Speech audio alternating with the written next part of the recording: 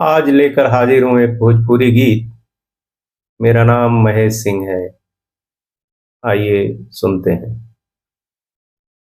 हमर पतिया पढ़िया सैया धीरे धीरे। हमर पतिया पढ़िया सैया धीरे धीरे। धीरे धीरे हो बलम धीरे धीरे। धीरे धीरे हो बलम धीरे धीरे। हमर पतिया पढ़िया सैया धीरे धीरे। हमर पतिया पढ़िया सैया धीरे धीरे। पहिली पंगतिया में लिखतानी दुखवा। चूल्हवा बुताई गईल खद के न भतवा। पहिले पंगतिया में लिखतानी दुखवा। चूल्हवा बुताई गईल खद के न भतवा। राशन पानी ओराई गईल धीरे धीरे। राशन पानी ओराई गईल धीरे धीरे। हमर पतिया पढ़िया सैया धीरे धीरे। हमर पतिया पढ़िया सैया धीरे धीरे। दूसरी पंगतिया में घर के समाचार बा। कोहबर के कोना छोड़ी सौसे अन्हार बा। दूसरी पंगतिया में घर के समाचार बा। कोहबर के कोना छोड़ी सौसे अन्हार बा। उहो दियरा बुझाइल जाता धीरे धीरे। उहो दियरा बुझाइल जाता धीरे धीरे। हमर पतिया पढ़िया सैया धीरे धीरे।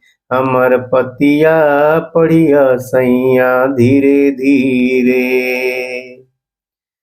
तीसरी पंगतिया में लिखली गौआ जवरवा। काली माई घोटी गईली बरम के जहरवा। तीसरी पंगति में लिखली गौआ जवरवा।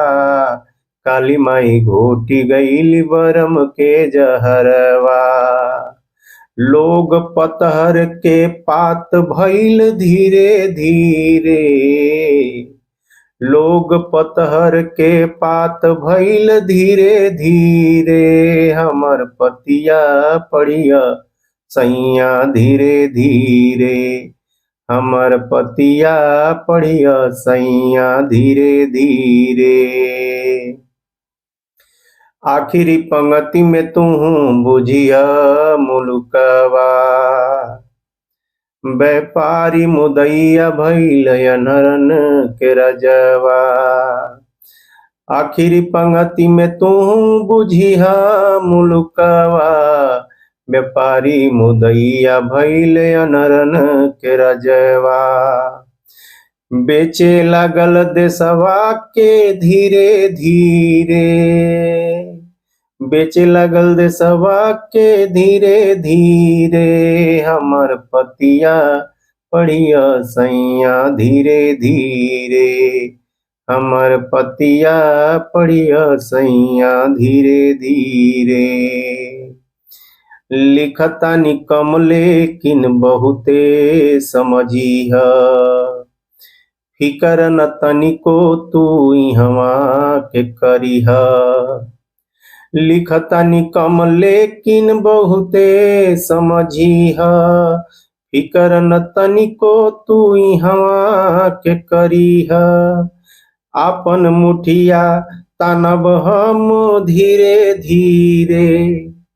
आपन मुठिया तानब हम धीरे धीरे। हमर पतिया पढ़िया सैया धीरे धीरे। हमर पतिया पढ़िया सैया धीरे धीरे। धीरे धीरे हो बलम धीरे धीरे। धीरे धीरे हो पिया धीरे धीरे, हमर पतिया पढ़िया सैया धीरे धीरे, हमर पतिया पढ़िया सैया धीरे धीरे। धन्यवाद।